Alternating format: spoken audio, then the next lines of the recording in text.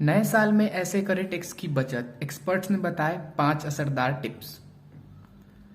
सभी tax payer को हर साल इनकम टैक्स रिटर्न यानी आईटीआर दाखिल करना जरूरी होता है। आईटीआर में टैक्स पेयर के एनुअल इनकम की डिटेल होती है। इसमें इनकम पर लागू टैक्स देनदारी भी शामिल होती है। दरअसल टैक्स पेयर को इनकम पर टैक्स जमा करना जरूरी है। इनकम टैक्स एक्ट 1961 के धाराओं के तहत सरकार टैक्स में छूट भी देती है, जिसके बारे में एक टैक्स पेयर को जानना जरूरी है। नए साल में टैक्स बचत कैसे की जाए, इसके लिए एक्सपर्ट ने 5 सुझाव दिया है। इनकम पर टैक्स में छूट का लाभ लेने के लिए आइए एक नजर में देखें।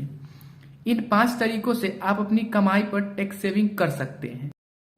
इनकम टैक्स की धारा 80 के तहत निवेश किए गए अमाउंट सरकार टैक्स डिडक्शन की अनुमति देती है। इस स्कीम में अपनी सेविंग निवेश करके आप अधिकतम 1.5 लाख रुपए तक के अमाउंट पर टैक्स डिडक्शन का दावा कर सकते हैं। कैलेंडर ईयर 2022 में इस स्कीम में निवेश करने पर टैक्स पेयर को टैक्स छूट का लाभ भी मिला है। आपको यह स्कीम नए साल में भी पैसे बचाने में मददगार साबित होगी।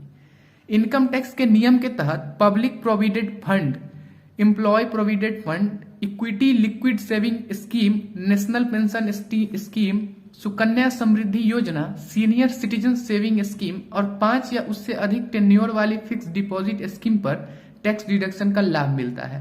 टैक्स एक्सपर्ट के मुताबिक इस स्कीम में अपनी सेविंग निवेश करके लागू शर्त के हिसाब से टैक्स में छूट का दावा कर सकते हैं। साथ ही इससे आप लंबी अवधि में अपने लिए अधिक फंड का इंतजाम भी कर सकते हैं।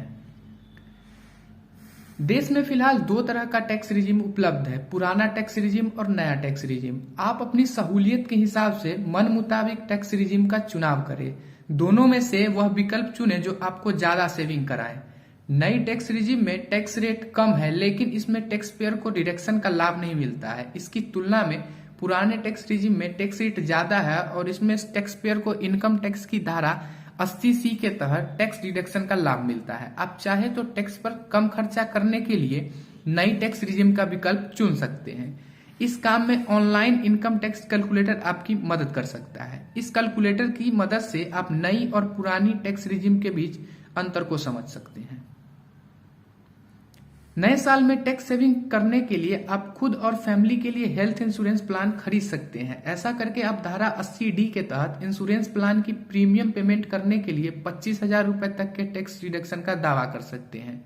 Senior citizen income tax act की धारा 80D के तहत 50,000 तक टैक्स में छूट का दावा भी कर सकते हैं। जब आप अपने पेरेंट के लिए हेल्थ इंश्योरेंस खरीदते हैं तो ऐसा करके आप अतिरिक्त 50,000 की टैक्स बचत कर सकते हैं। अगर आप किसी बैंक या नॉन बैंकिंग फाइनेंशियल इंस्टीट्यूट से होम लोन लिया है तो आप अपने लोन इंटरेस्ट और लोन अमाउंट से जुड़े नियमों के तहत डिडक्शन का दावा करने के पात्र हो जाते हैं। इनकम टैक्स की धारा 24 के तहत होम लोन इंटरेस्ट पर अधिकतम 2 लाख रुपए की टैक्स डिडक्शन और धारा 80C के तहत होम लोन अमाउंट पर अधिकतम 1.5 लाख रुपए टैक्स डिडक्शन का लाभ मिलता है। हर साल किसी व्यक्ति या कंपनी को 31 जुलाई या इनकम टैक्स डिपार्टमेंट की तरफ से तय की गई तारीख से पहले आईटीआर फाइल करना होता है। इसे दाखिल करने में चूक होने पर शर्तों के साथ जुर्माना भी देना पड़ता है।